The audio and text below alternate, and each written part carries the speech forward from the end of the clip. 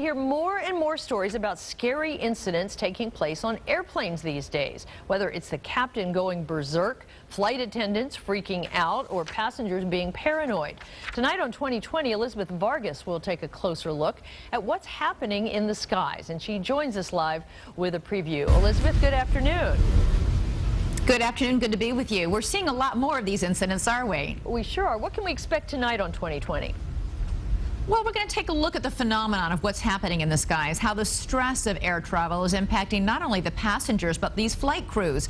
One flight attendant told me in one of my interviews, you know, we have to go through those TSA security lines too, only we do it several times a day when you guys just do it once a day. What's happening is sort of humanity buckling under economic concerns, long hours, stress of air travel, which by all accounts, by every single person involved, has just become a depersonalized, very often unpleasant experience. And what's happening is now we've got all these people with cell phone devices recording this bad behavior. It can be, though, be very scary in some instances. When you have a pilot melting down or a flight attendant losing it, these are the people who are up there in charge of our safety. And at 35,000 feet, you want those people to have their wits about them and to be thinking clearly. And obviously, we talked to some people tonight and crew members tonight about why we are seeing more and more of these flight crews eventually buckling under all this stress. Now, I understand you'll also be looking at issues with the TSA, is that right?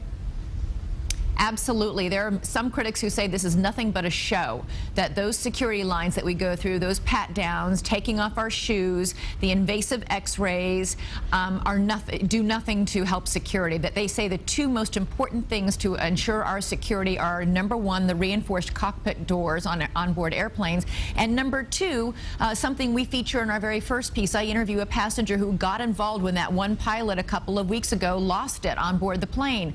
He got up and help subdue the pilot, and that's the one thing that is most critical to everybody's safety.